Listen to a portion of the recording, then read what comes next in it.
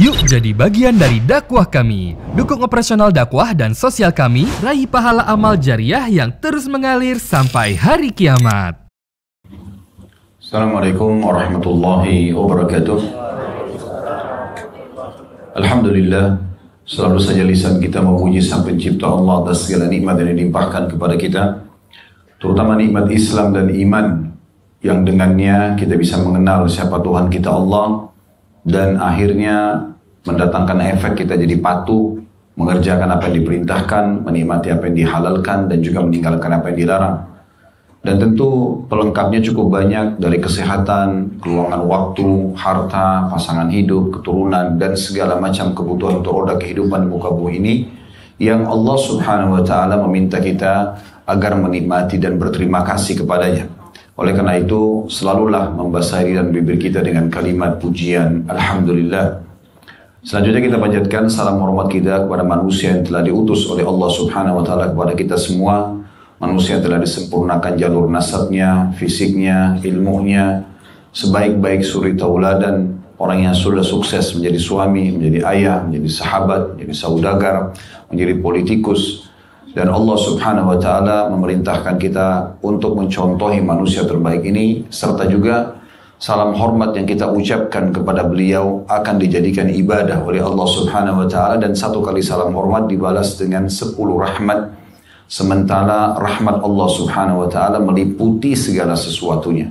Apakah itu pemenuhan kebutuhan, apakah itu pemaafan atas kesalahan, ataupun solusi dari permasalahan-permasalahan yang sedang kita hadapi atau ujian dan cobaan. Oleh karena itu, setelah memuji Allah Alhamdulillah, kita juga dianjurkan mengucapkan salawat dan taslim kepada Nabi besar Muhammad sallallahu alaihi wa ala alihi wa sahbihi wasallam. Semoga semua yang hadir diikhlaskan niatnya oleh Allah subhanahu wa ta'ala, menjadikan setiap langkahnya ke tempat ini karena ingin menuntut ilmu sebagai tambahan pahala.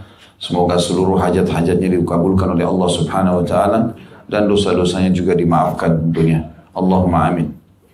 Baik teman-teman sekalian, seperti biasa kita melanjutkan bedah buku kita 80 langkah cerdas agar selamat dari siksa neraka. Kembali saya ingatkan bahwasanya sudah menjadi peraturan Allah subhanahu wa ta'ala atau sunnatullah, siapapun hambanya yang patuh menjadi orang yang baik, bahasa agama kita soleh kalau laki-laki dan soleha bagi perempuan. Apa yang Allah perintahkan, wajib ataupun sunnah, dia sibuk mengerjakannya. Apa yang Allah halalkan, dia nikmati. Dan apa yang Allah larang dari yang haram juga makruh, dia tinggalkan. Maka orang seperti ini dipastikan akan mendapatkan kebahagiaan di dunia, karena dia akan punya panduan hidup. Dia tahu mana makanan, mana minuman, mana pakaian, mana pendapatan, mana pergaulan yang dibolehkan dan mana yang tidak dibolehkan. Dan semua yang diperintahkan oleh agama pasti baik. Karena semua perintahnya baik.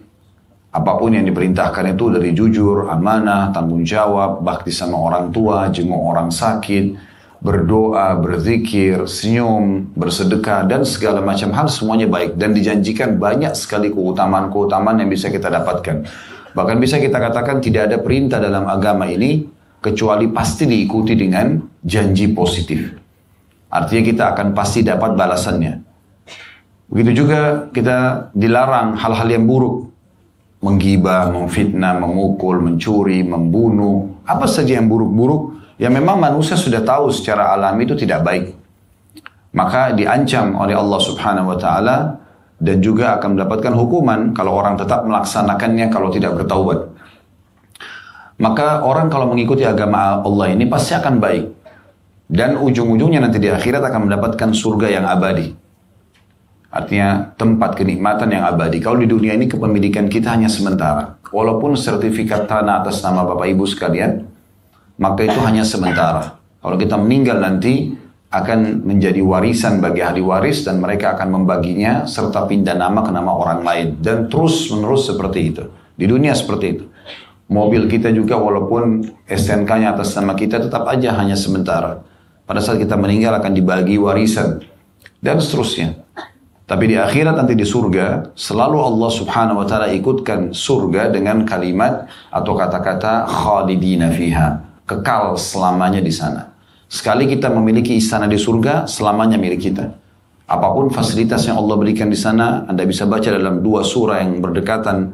Tentu banyak dalam ayat-ayat Quran, tapi 2 surah ini, surah Ar-Rahman dan surah Al-Waqi'ah, 2 surah yang dengan rinci sekali menjelaskan fasilitas di surga, dayang-dayangnya, istanahnya, buah-buahannya, dan segala macam hal. Maka ini sudah cukup untuk menjadi janji positif buat kita, karena Allah memang tidak pernah pungkiri janjinya. Inna Allah la yukhliful mi'ad. Secara fakta histori manusia, Nabi Muhammad SAW orang yang Allah bahagiakan dengan kehidupan beliau di dunia. Beliau tinggal di satu kota yang sangat terpencil di masa itu, Mekah, tidak dikenal oleh banyak orang di muka bumi. Orang kenalnya Persia, Romawi, orang kenalnya Ethiopia di masa itu dengan kejayaan-kejayaan mereka, dengan peradaban, ekonomi, militer dan segala macam. Tapi dengan agama ini Allah muliakan. Akhirnya Nabi Muhammad SAW menjadi manusia nomor 1. Dan siapapun yang mengikutinya sama. Abu Bakar, Umar, Uthman, Ali, Talha, Zubair, radhiyallahu anhum, dan banyak sahabat Nabi tidak dikenal sebelumnya. Tapi dengan Islam mereka dikenal. Dan akhirnya menjadi raja-raja dunia, pemimpin-pemimpin dunia yang selalu dinukil tentang kisah positif mereka, perjuangan mereka, pendapatan mereka yang halal, dan seterusnya. Maka siapapun yang mengikuti jejak Rasulullah SAW dan para sahabat, maka pasti akan sama. Buah tidak akan jauh dari pohonnya. Dan di masa hidup beliau ada Abu Jahal, ada Abu Lahab, ada Umayyah bin Khalaf, ada Syaibah, ada Al-Walid, dan banyak tokoh-tokoh Quraisy yang terkenal. Secara dunia mereka sukses. Punya rumah, punya kekayaan, segala macam. Tapi karena kufur kepada Allah, tidak mau beriman kepada risalah Nabi Muhammad SAW, maka akhirnya hidupnya celaka. Semua sepanjang masa kalau dikenang, Abu Jahal siapa? Oh, Fir'aunnya umat ini. Meninggal dalam keadaan yang mengenaskan di perang Badar, dan Nabi SAW mengancam dengan neraka. Itu juga dengan Abu Lahab dan yang orang-orang semisalnya. Maka yang mengikuti langkah-langkah orang-orang seperti Abu Lahab, Abu Jahal, maka akhirnya akan sama. Oleh karena itu tentukan langkah kita mulai sekarang. Di muka bumi ini hanya ada 2 jalan. Tidak ada jalan ketiga. Dan penentuannya di tangan kita masing-masing. Satu jalan yang benar, satu jalan yang salah. Tidak ada jalan yang ketiga. Tidak ada jalan yang bisa menggabungkan antara benar dengan salah. Jalan yang benar adalah jalannya Allah sebagai pencipta. Yang selama ini kita yakini la ilaha illallah, la ma'buda bihaqqin illallah. Tidak ada Tuhan yang berhak disembah kecuali Allah. Lalu kita pun mengikuti perintahnya, termasuk tadi kita sholat duhur, termasuk Bapak Ibu dulu di majelis ilmu seperti ini, mendengarkan apa yang Allah firmankan, apa yang Rasulnya Muhammad SAW sampaikan, lalu kemudian kita terapkan dalam kehidupan kita pribadi, di keluarga kita, di lingkungan kita. Ini semua menandakan bahwa saya memang Allah Subhanahu Wa Taala ada dan kita memang meyakini tentang keberadaannya, dan akhirnya kita terapkan dalam kehidupan. Dan sudah saya singgung tadi, kalau patuh kepada Allah menjadi orang soleh atau solehah, hidupnya akan bahagia karena semua diperintahkan baik, yang dilarang tidak baik. Maka ini jalan yang lurus. Juru bicaranya Allah itu adalah para nabi-nabi dan rasul. Kalau kita mau mengikuti para nabi dan rasul, kalau di masa mereka kita langsung datang. Misalnya kita hidup di masa Nabi Muhammad SAW, kita langsung datang ke rumah beliau, ke masjid beliau, ke majelis beliau, langsung kita dengarin, langsung kita konsultasi. Tapi di saat Nabi Muhammad SAW sudah meninggal, siapa yang melanjutkan perkataan beliau, ajaran beliau? Para ulama. Karena kata Nabi SAW, al-ulama warathatul anbiya. Para ulama pewarisnya para nabi. Kemudian yang juga melanjutkan apa yang disampaikan para ulama, para da'i-da'i. Kalau Bapak Ibu menuju ke jalan ini, dan insya Allah mudah-mudahan termasuk hadir di majelis ilmu seperti ini, kita akan dipandu ke jalannya Allah Subhanahu Wa Taala, ujung-ujungnya surga. Nah, jalan yang kedua yang salah adalah jalannya iblis. Nggak ada jalan yang ketiga. Jadi nggak usah repot-repot cari jalan yang ketiga. Pilih jalan yang benar ini, atau yang kedua jalan yang sesat dan salah. Itu jalannya iblis. Allah sudah gambarkan siapa itu iblis. Bagaimana dia bangkang untuk sujud kepada Nabi Adam, di mana Allah Subhanahu Wa Taala yang perintahkan, bukan karena sujud kepada Adamnya, tapi karena perintah Allah Subhanahu Wa Taala. Sebagaimana juga kita sujud menghadap Ka'bah bukan karena Ka'bahnya, tapi karena perintah Allah. Kalau Ka'bah batu, tapi karena perintah ada kita kerjakan itu. Tapi dia membangkang, dan ujungnya kalau ikuti iblis ke neraka. Dan ini yang sedang kita bahas, 80 langkah, ya, cerdas agar selamat dari neraka. Karena neraka siksa abadi.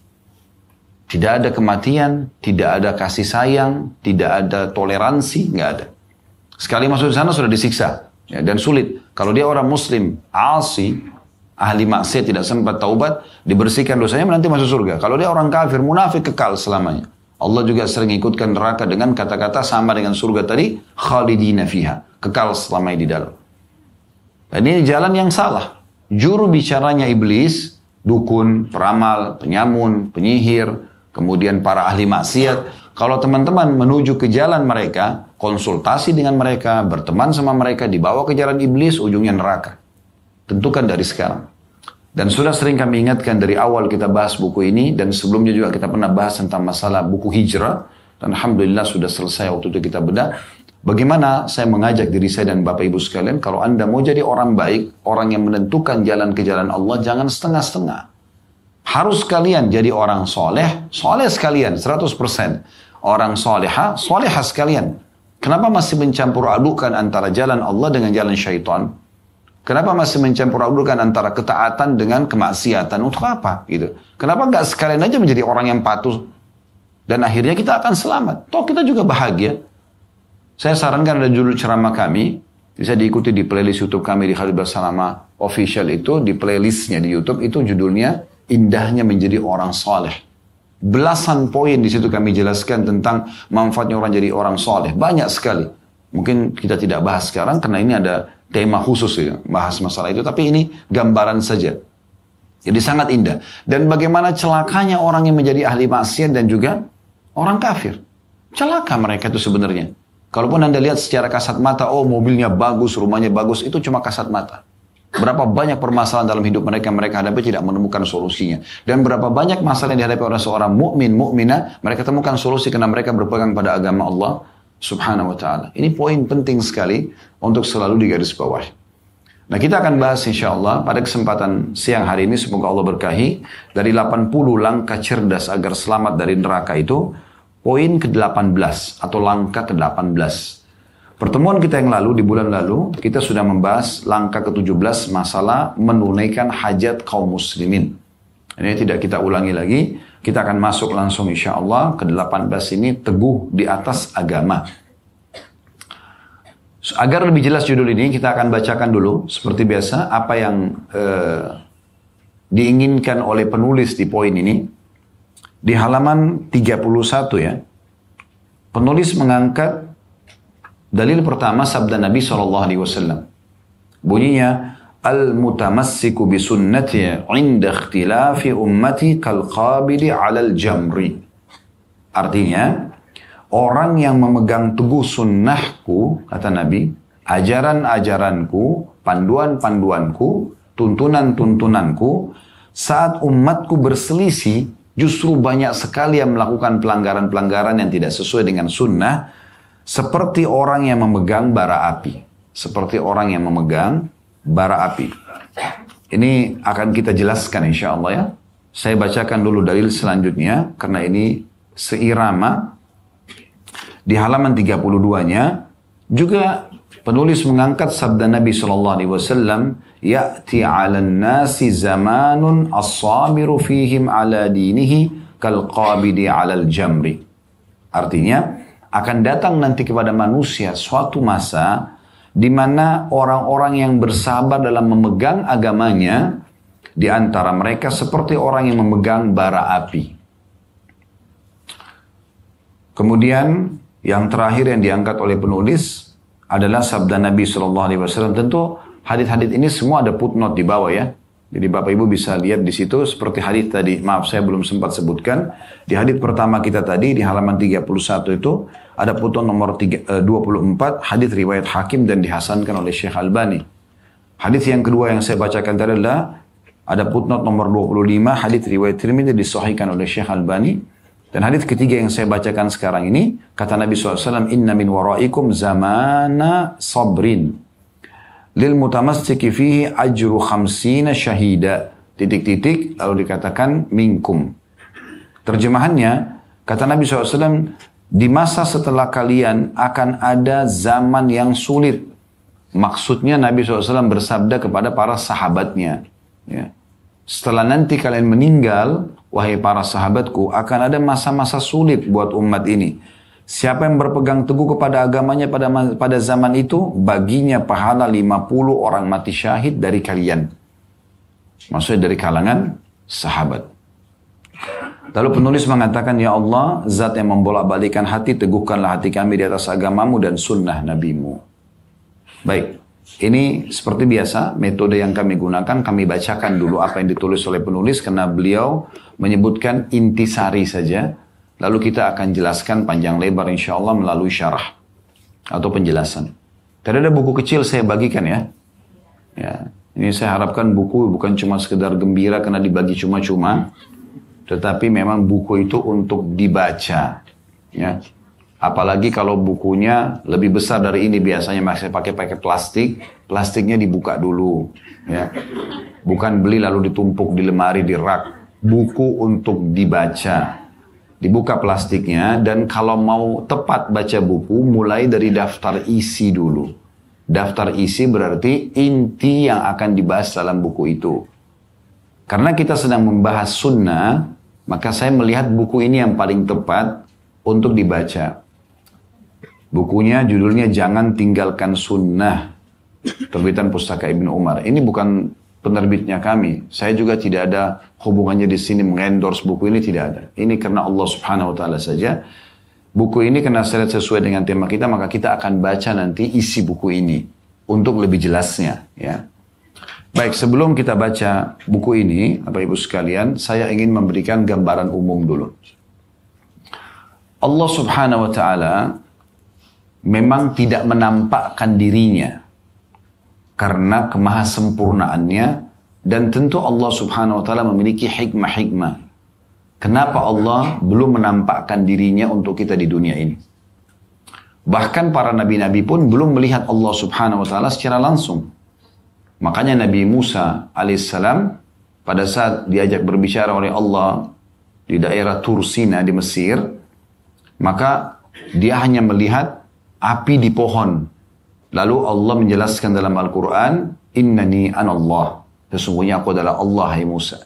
Lalu kemudian Nabi Musa diangkat menjadi nabi pada saat itu dan diberikan mukjizat, tongkatnya bisa berubah jadi ular. Ini tentu Bapak Ibu bisa baca dalam banyak ayat-ayat Al-Quran disebutkan. Begitu juga Nabi Muhammad SAW waktu beliau pulang dari Isra dan Mi'raj untuk menerima perintah 5 waktu sholat. Maka waktu pulang sempat ditanya oleh Aisyah radhiyallahu anha pada saat Aisyah menikah sama beliau atau sudah jadi istrinya. Aisyah mengatakan, ya Rasulullah, hal tara rabbak, apakah anda melihat Tuhan anda? Kata Nabi SAW, Allahu nurun ala nur anna arah. Allah itu cahaya di atas cahaya, bagaimana aku melihatnya? Hikmah kenapa Allah Subhanahu wa taala masih merahasiakan untuk dilihat di muka bumi ini? Pertama, memang Allah menciptakan kita tidak mampu untuk melihatnya. Karena kita punya batasan dalam panca indera kita. Kita melihat matahari saja pada saat lagi terik, mata kita nggak mampu untuk melihatnya. Bisa rusak. Sisi yang lain, memang Allah Subhanahu wa taala disebutkan oleh Nabi Muhammad SAW menjadikan melihat zatnya Allah adalah nikmat terbesar di surga nanti. Jadi orang-orang munafik, orang-orang kafir tidak akan melihat Allah selamanya. Disebutkan dalam sebuah hadis yang sahih, pada saat ahli surga sudah masuk ke dalam surga, dan semoga insya Allah kita termasuk ini, maka setelah mereka sekian lama menikmati surga, dan tidak ada lagi penghuni surga yang masih lewat neraka. Semua yang harus dibersihkan pun di neraka sudah keluar semuanya. Sudah masuk ke dalam surga, maka Allah pun bertanya kepada mereka, apakah kalian sudah puas dengan apa yang aku berikan? Maka seluruh ahli surga sepakat mengatakan, ya Allah, kami mau apa lagi? Setelah engkau selamatkan kami dari neraka, dan engkau masukkan kami ke dalam surga. Ya. Karena neraka itu nanti kalau kita masuk surga, Bapak Ibu sekalian, bisa setiap saat kita lihat bagaimana orang disiksa di sana, bagaimana orang teriak, histeris, segala macam. Dan kita selalu agar kita selalu bersyukur kepada Allah atas nikmat surga yang Allah berikan. Ya. Di sana udara panas, di surga udaranya sejuk misalnya. Di sana makanannya buah zakum yang merusak tubuh, di sini adalah buah-buahan yang segar dan nikmat gitu kan. Dan seterusnya, misalnya minuman air panas, di sini minumannya yang enak. Dalam surah Muhammad disebutkan ada lautan di surga dari madu yang tersaring, ada susu yang tidak pernah basi, ada air tawar yang manis gitu kan, ada minuman anggur yang tidak memabukkan. Sementara di neraka orang disebutkan dalam banyak ayat Al-Quran diberikan air panas, diberikan nanah dan darahnya ahli neraka dan segala macam. Maka kita perlu garis bawahi bahwasanya Allah Subhanahu wa Ta'ala memerintahkan kita agar bagaimana kita meraih surga itu nanti dan kita selamat dari api neraka. Dan poin yang perlu kita garis bawahi adalah untuk menuju ke sana, untuk menuju ke surga itu kita harus mengikuti panduan. Panduannya adalah Nabi Muhammad SAW. Namun kita kembali dulu menjelaskan hadis tadi.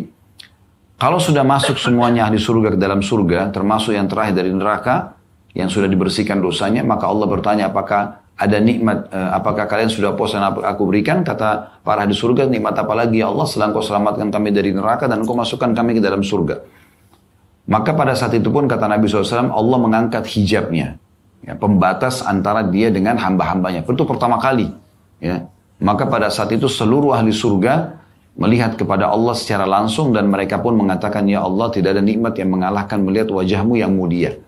Dan Allah pun memperlihatkan dirinya kepada ahli surga setiap harinya, ya sekali atau dua kali gitu dalam riwayat disebutkan ya. Sehingga itu adalah nikmat terbesar. Semua nikmat dayang-dayang, istana, makanan, taman, kebun-kebun, ya, buah-buahan, segala macam pakaian yang indah. Itu semua jadi kecil setelah melihat zatnya Allah Subhanahu wa Ta'ala. Jadi Allah memang merahasiakan itu karena itu adalah nikmat terbesar. Tapi kita bisa merasakan keberadaan Allah.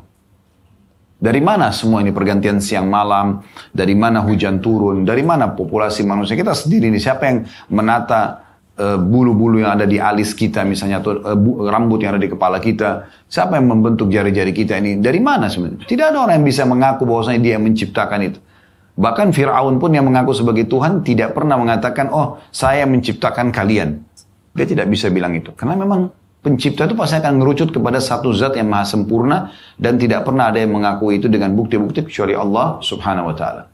Oleh karena itu, karena Allah masih merahasiakan dirinya tidak nampak, Allah mengutus seorang rasul atau rasul-rasul, ya. Tentu ada dua istilah ya, ada nabi, ada rasul. Kalau nabi itu seseorang yang Allah utus bukan atau tidak membawa syariat baru, ajaran baru, hanya mengingatkan kaumnya apa yang disampaikan oleh nabi dan rasul sebelumnya. Kalau rasul, seseorang yang Allah utus membawa syariat baru dan menghapus syariat sebelumnya. Ya, itu bedanya. Allah mengutus sekitar 124.000 nabi, diantaranya 313 rasul. Rasul sedikit sekali sebenarnya. Lebih sedikit lagi adalah yang wajib kita tahu namanya, kisahnya adalah 25 nabi dan rasul. Ya. Dan dari 25 nabi dan rasul mengerucut lagi ada 5 pemimpin mereka, dikenal dengan nabi-nabi atau rasul-rasul ulul azm. Pilihan, yaitu Nabi Nuh, Ibrahim, Musa, Isa, dan Muhammad alaihi wassalatu wassalam. Lalu mengerucut lagi dari 5 ini adalah puncak pemimpin para nabi-nabi dan Bani Adam adalah Nabi Muhammad alaihi wassalatu wassalam. Makanya beliau mengatakan, aku adalah pemimpin anak Adam dan tidak ada kesombongan dalam masalah itu. Karena Allah Subhanahu wa Ta'ala yang memilih. Dan berbanggalah kita karena menjadi umat beliau sallallahu alaihi wasallam, karena beliau mengatakan sungguhnya surga diharamkan untuk dimasuki pada hari kiamat oleh nabi-nabi sampai aku masuk ke dalamnya, dan akan diharamkan untuk umat-umat sebelum kalian, diharamkan untuk umat-umat sampai umatku memasukinya. Jadi kita walaupun umat terakhir, tapi kita yang pertama masuk ke dalam surga. Dan kata Nabi Muhammad SAW dalam hadis yang lain, tidak ada umat sebelum kalian kecuali berharap jadi kalian, karena besarnya keutamaan yang akan didapatkan oleh umat ini. Umur yang pendek, tapi banyak sekali kesempatan untuk melipat gandakan amal saleh. Kita kerucutkan bahasan lebih dalam lagi. Setelah poinnya adalah Tuhan Allah SWT mengutus para rasul, dan kita kerucutkan kepada Nabi Muhammad SAW. Nabi Muhammad SAW ini untuk dicontohi, untuk diikutin. Dia adalah basyiran wa nadhira, pembawa berita gembira bagi orang yang patuh dengan balasan yang akan didapatkan, dan nadhira, pemberi peringatan bagi orang yang melanggar. Ya. Kata Nabi Muhammad SAW dalam sebuah hadis, perumpamaan aku dengan kalian adalah ibarat orang yang sedang berhadapan dengan api unggun. Lalu kemudian, karena api itu terang, banyak sekali serangga-serangga yang datang, dan aku berusaha untuk menghilangkan serangga-serangga tersebut. Jadi kalian itu adalah dianggap kita ini seperti mau masuk ke dalam api neraka, tapi Nabi SAW selamatkan. Tetapi sayangnya masih ada saja di antara kalian yang lolos dari tanganku. Karena memang orang yang melanggar pasti akan kena hukuman gitu kan. Nabi Muhammad SAW sudah ingatkan, jangan.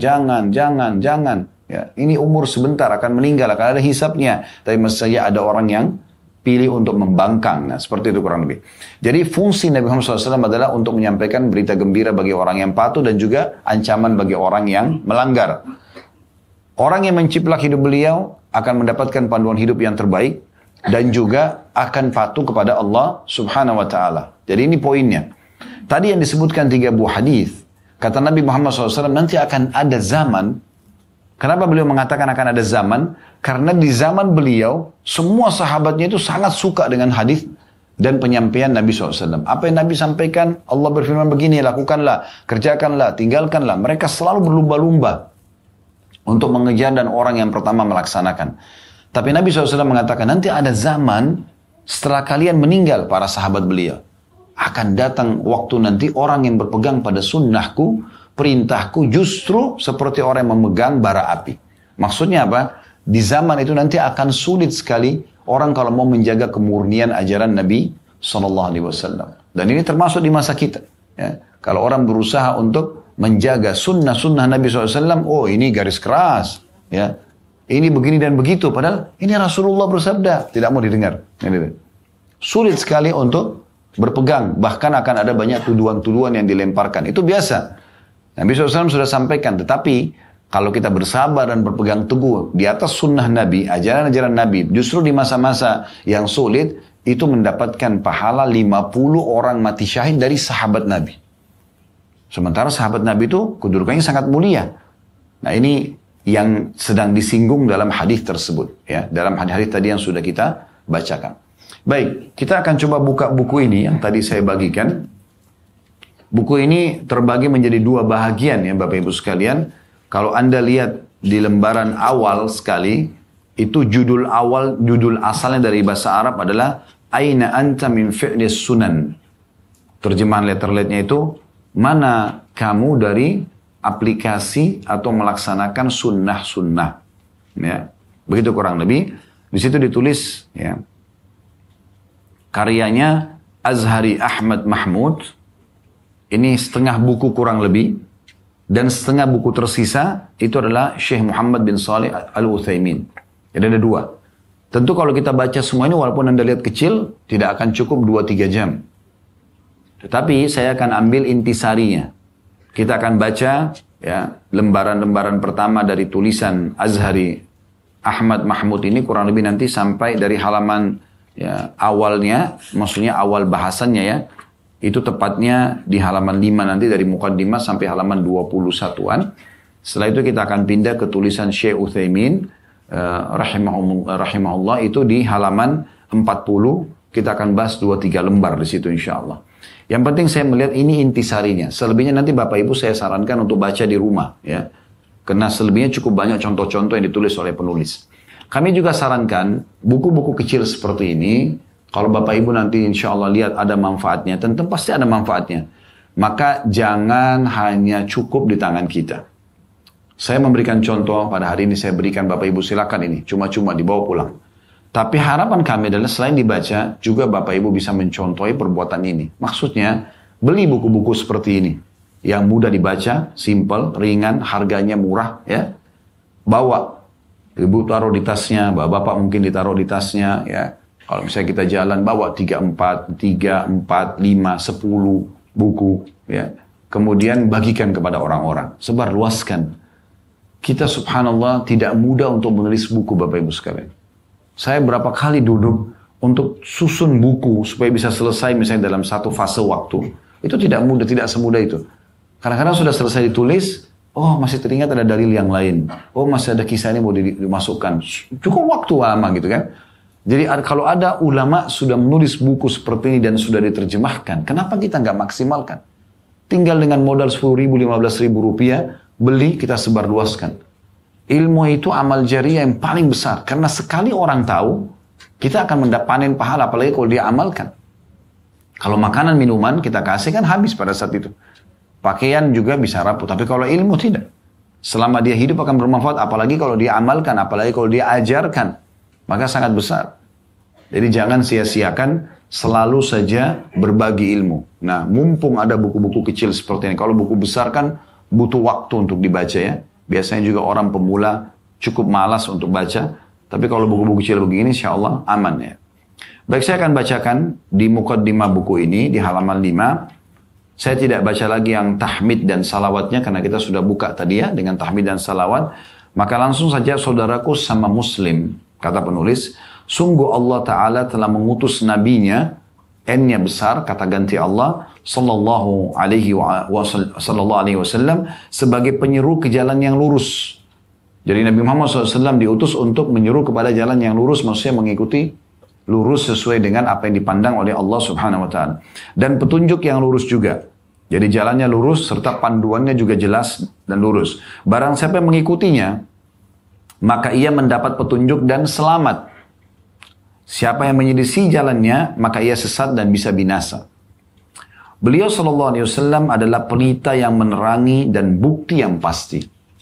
Makna daripada paragraf ini Bapak Ibu sekalian, coba jadikan beliau sebagai suri tauladan kita, idola kita. Apa saja yang dimakan, kita makan. Apa yang diminum, kita minum. Bagaimana beliau berpakaian, bagaimana beliau bergaul, bagaimana beliau berdagang, bagaimana beliau berpolitik dan segala macam, kita ikuti panduannya, gitu kan? Kita ikuti panduan sehingga kita betul-betul menjadikan beliau sebagai pelita dalam hidup kita.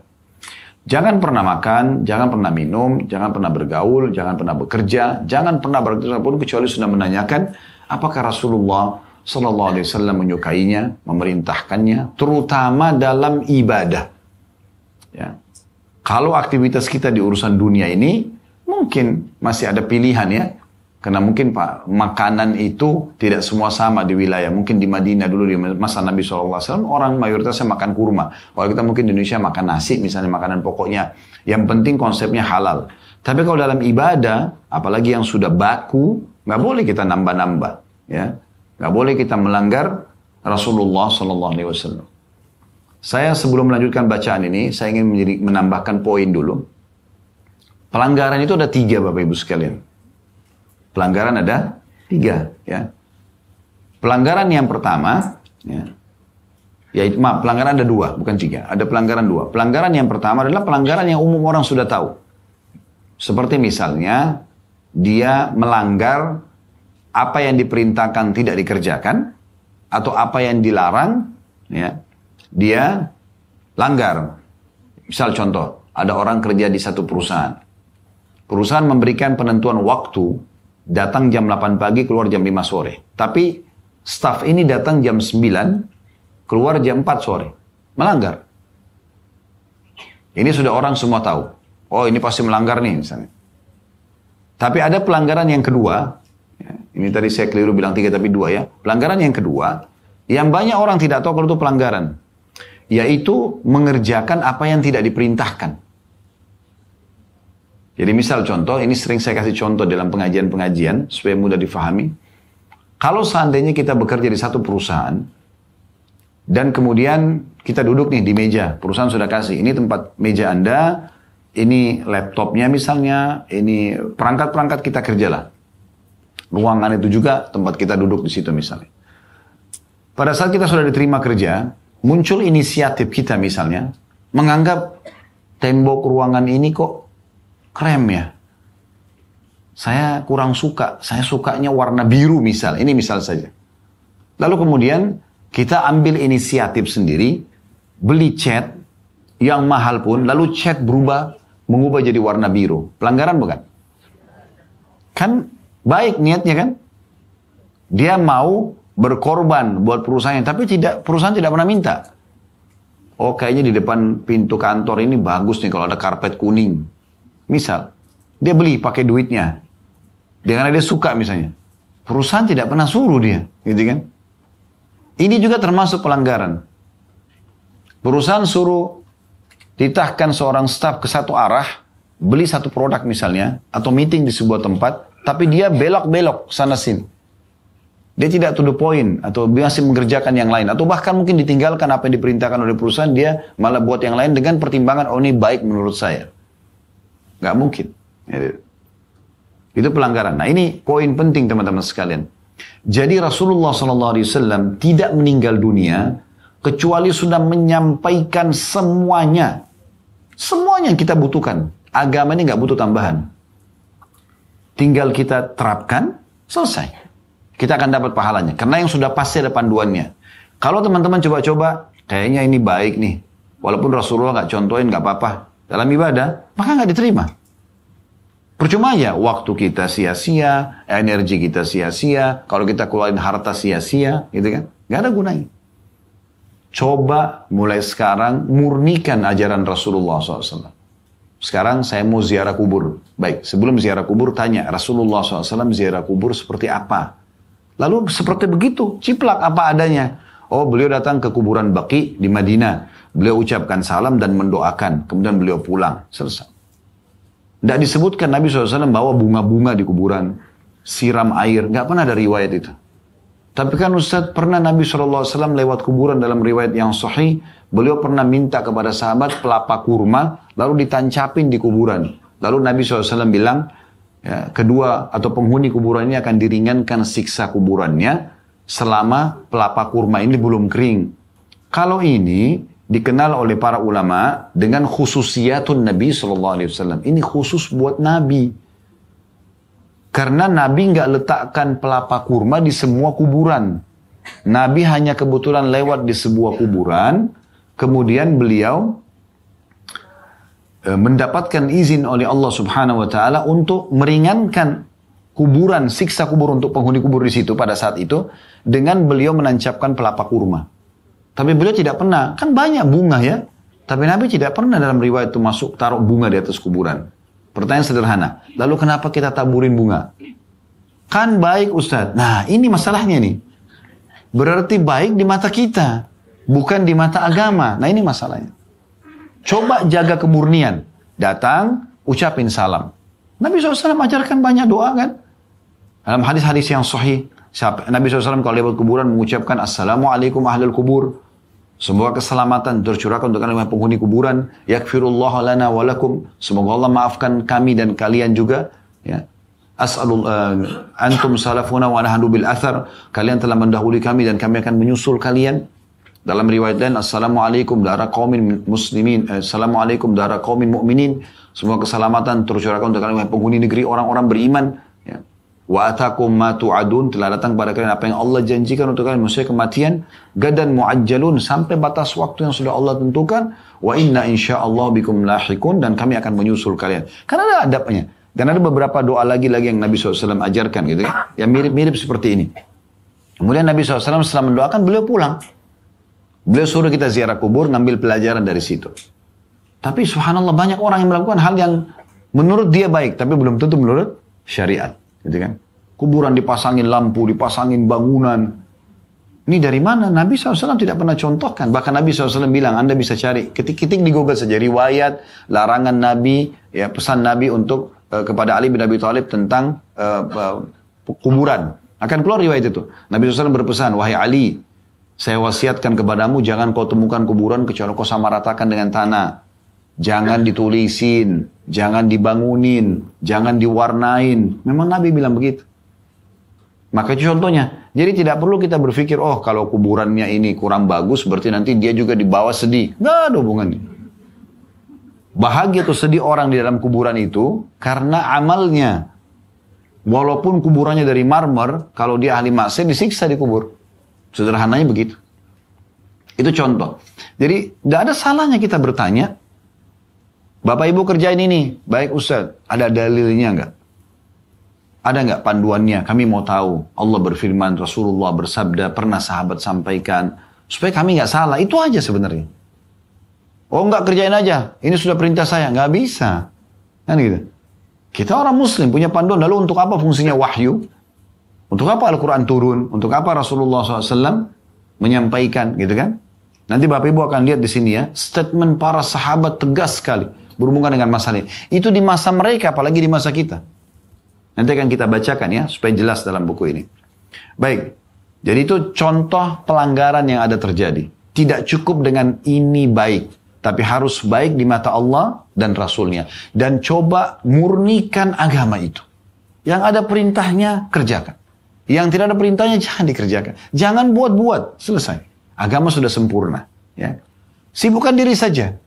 Kita ini, Bapak Ibu sekalian, kalau ikutin jadwal sunnahnya, ya, misalnya subuh, sholat qobliyahnya, ya, Sunatul Fajr 2 rakaat, habis itu subuh. Sholat berjamaah di masjid misalnya, ibu-ibu mungkin di rumah. Terus zikir pagi petang sampai terbit matahari, kan gitu. Nanti ada sholat duha. Duha minimal 2 rakaat, maksimal ada, tidak ada penentuan jumlahnya, tapi bisa 4, bisa 8, misal. Kita bekerja sebentar sudah duhur. Ada qobliyah duhur 4 rakaat kayak tadi. Ada duhur, ada ba'diyah duhur. Makan siang, istirahat sebentar sudah azan asar. Ada qobliyah asar 4 rakaat, ada asar, ada zikir sore. Sementara istirahat sudah maghrib. Qobliyah maghrib, ba'diyah maghrib. Istirahat sebentar sudah isya. Ya. Qabliyah isya, ba'diyah isya. Sebentar kita istirahat tidur karena malam tubuh kita butuh istirahat. Sudah peraturan Allah, kita ngantuk malamnya dan butuh istirahat. Gitu kan? Ada sholat tahajud lagi. Begitu lagi besok. Ini baru kita bicara sholat loh ya. Belum ya, silaturahim keluarga. Belum jenguk orang sakit. Belum hadir majelis ilmu. Banyak. Ini aja repotin diri gini tiap hari. Ngapain tambah-tambah gitu. Hah? Ini kalau dinasihatin, wah ini Wahabi nih. Oh ini garis keras. Ya udah silakan. Kalau Anda tetap mau ngotot silakan. Tidak apa-apa. Tapi sudah kami sampaikan, gitu kan? Kalau saya pribadi sih lebih milih mana yang pasti-pasti aja, ya kan? Kan kalau pasti ada panduannya, ada instruksi di perusahaan kita ikuti, dapat gaji tuh. Nggak usah buat-buat yang lain. Kecuali perusahaan kasih wewenang, gitu kan lain. Ada rukhsah namanya, kan? Ada keringanan itu beda. Tapi kalau enggak kenapa? Bayangkan Bapak Ibu sekalian kalau semua orang kita yang di sini saya di ruangan ini berapa ratus Masya Allah yang hadir. Kalau kita berpikir begini, kalau semua orang berpikir sama, yang penting baik, kan gitu. Coba berapa banyak agama ini tambahannya nanti. Karena yang baik mata saya belum tentu baik di mata Bapak, belum tentu baik di mata Ibu, kan gitu. Yang baik di mata Anda belum tentu baik di mata saya. Jadi agama ini nanti jadi banyak warna-warninya. Karena nggak kembali kepada kemurnian. Kenapa kalau kembali kepada kemurnian? Kenapa kalau tadi di perusahaan jadi pegawai yang ikuti instruksi dan peraturan? Kan selesai. Meninggal pasti dapat kan gitu. Nah itu sederhananya. Tapi kalau diingatkan, wah ini garis keras ini. Kenapa selalu garis keras? Kenapa harus dilempar begitu? Padahal tidak pernah untuk menyampaikannya harus dengan kekerasan. Tidak pernah disampaikan saja. Kalau nggak mau nggak apa-apa gitu kan. Tapi perlu kita sampaikan. Dan saya coba menggugah supaya faham ini Bapak Ibu sekalian. Perhatikan di sini. Kita lanjutkan. Halaman setelahnya. Kata penulis Allah Ta'ala menjadikan ketaatan kepadanya, kepada Allah, N-nya besar kata ganti Allah, disandingkan dengan ketaatan kepadanya, maksudnya kepada Rasul Sallallahu Alaihi Wasallam. Dan keridoannya, N-nya besar, keridoan Allah, disandingkan dengan membenarkan dan menolongnya, maksudnya membenarkan Rasulullah Sallallahu Alaihi Wasallam. Siapa yang menolongnya, ia akan ditolong. Siapa yang menelantarkannya, meninggalkan sunnahnya, maka ia akan ditelantarkan. Allah Subhanahu wa taala berfirman dalam surah An-Nisa ayat 69 yang bunyinya, "Wa may yuti'illaha war-rasula fa ulaika ma'al ladzina an'ama Allahu 'alaihim minan nabiyyin was-siddiqin wasyuhada'i was-shalihin wa hasuna ulaika rafiqa." Perhatikan terjemahnya. Dan barang siapa yang mentaati Allah dan Rasul Muhammad SAW, maka mereka itu akan bersama dengan orang-orang yang diberikan nikmat oleh Allah, yaitu para nabi, para pecinta kebenaran atau orang jujur, orang-orang yang mati syahid dan orang-orang soleh. Mereka itulah teman yang sebaik-baiknya. Jadi di sini kita memang disuruh taati Allah dan Rasul. Dan cara mentaati Rasulullah SAW mengikuti apa yang semua diperintahkan. Dalil yang selanjutnya surah An-Nisa, masih surah yang sama tapi ayat 80. Kalau tadi kan 69. Allah ulangi lagi di sini mengingatkan, "May yuti'ir rasula faqad ata'a Allah wa man tawalla fama arsalnaka 'alaihim hafidha." Barang siapa yang mentaati Rasul Muhammad sallallahu alaihi wasallam, maka sungguhnya dia telah mentaati Allah, dan barang siapa yang berpaling dari ketaatan itu, tidak mau mengikuti Rasulullah sallallahu alaihi wasallam, maka ketahuilah kami tidak mengutus Muhammad untuk menjadi pemelihara terhadap mereka. Yang tidak mau dengar ya sudah, tinggalkan saja, gitu kan. Tapi di sini saksi bahasan Allah mengatakan barang siapa yang mentaati Rasul, maka sungguh dia telah mentaati Allah. Yang selanjutnya yang ketiga, penulis juga mengangkat di sini dalam surah An-Nur ayat 54. Ya. Ini kita masih di mukaddimah bukunya ya, jadi jangan lihat kecil bukunya. Ya. Qul ati'u Allah wa ati'ur Rasul fa in tawallaw fa innama 'alaihi ma hummila wa 'alaikum ma hummiltum wa in tuti'uhu tahtadu wa ma 'alal rasuli illa al balagul mubin. Katakan, hai Muhammad, taatlah kepada Allah dan taatlah kepada Rasul. Murnikan semua itu. Allah perintahkan, kerjakan. Allah halalkan, nikmati. Allah larang, tinggalkan. Yang tidak diperintahkan, tidak usah dibuat-buat. Ya kan? Jika kamu berpaling, maka sesungguhnya kewajiban Rasul dalam kurung Muhammad SAW hanya apa yang dibebankan kepadanya. Artinya cuma menyampaikan saja. Tapi orang tidak mau dengar, ya terserah gitu ya. Dia akan dapat akibatnya. Dan kewajiban kamu, hai Muhammad, hanyalah apa yang dibebankan kepadamu. Jika kamu taat kepadanya, maksudnya kita semua ini taat kepada Rasulullah SAW, niscaya kamu akan mendapatkan petunjuk. Kewajiban Rasul hanyalah menyampaikan amanah Allah dengan jelas. Kemudian juga yang terakhir diangkat dalam mukaddimah beliau, menulis ini surah Al-Imran ayat 31, Qul in kuntum tuhibbunallaha fattabi'uni yuhibbukumullah wa yaghfir lakum dzunubakum wallahu ghafurur rahim. Katakanlah, hai Muhammad, jika kamu mencintai Allah, maksudnya kalau kamu, wahai para pengikut, wahai manusia, ya, mau mencintai Allah, ikutilah aku, murnikan ajaranku. Apa yang aku perintahkan, kerjakan, yang aku larang, tinggalkan. Niscaya Allah akan mencintaimu dan mengampuni dosa-dosamu. Allah Maha Pengampun, lagi Maha Penyayang. Ini muqaddimahnya, pembukaannya.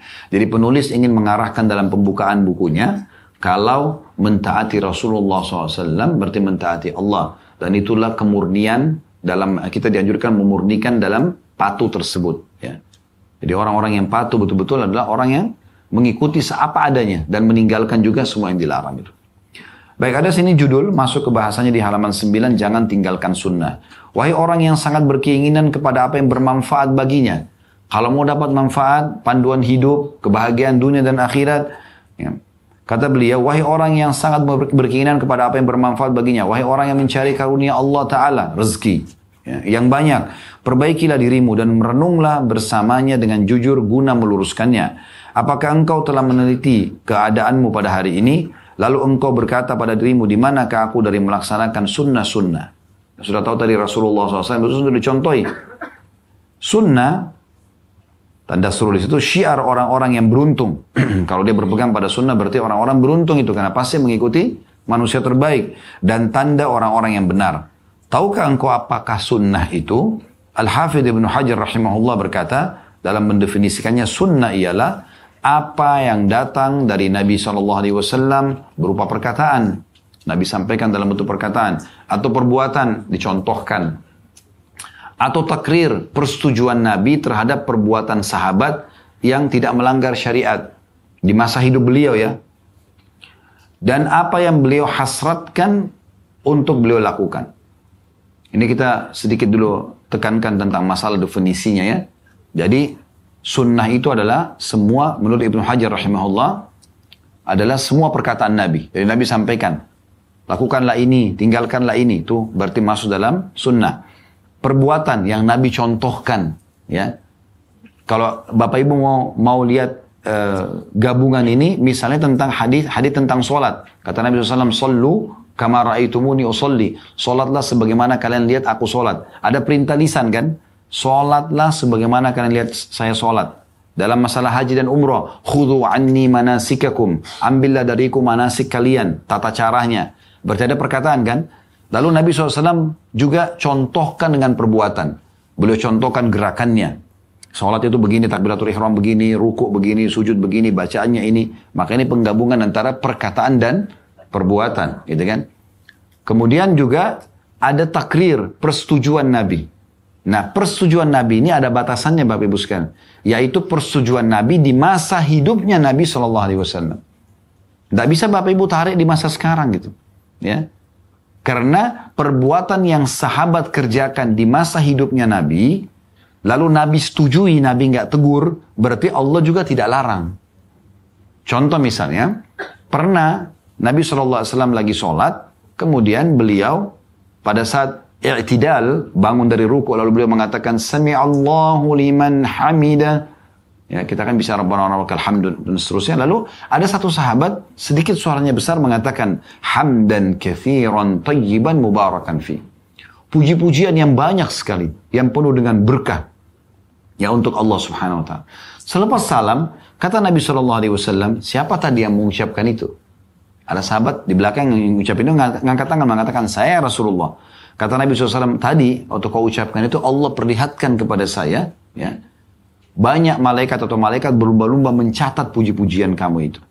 Di sini berarti Nabi setujui kan? Tapi ini di masa hidupnya Nabi. Nggak bisa Bapak Ibu bilang, itu buktinya ada sahabat Nabi nggak ajarin kok hamdan kathiran tayyiban mubarakan fi. Dia buat-buat sendiri. Kemudian Nabi bolehkan, itu di masa hidupnya Nabi. Wahyu lagi turun. Kalau salah Nabi tegur. Kalau benar Nabi dukung. Itu namanya takrir. Persetujuan Nabi. Gitu kan? Tapi ini sekali lagi dibatasi di masa hidupnya Nabi Muhammad SAW. Tidak bisa kita tarik ke sekarang gitu. Karena Nabi SAW waktu itu masih dalam proses menerima wahyu. Ya, setelah beliau wafat, agama sudah sempurna. Perhatikan surah Al-Maidah surah nomor 5 ayat 3. Kan potongannya begitu kan? Al-yawma akmaltu lakum dinakum. Atau beliau haji wada.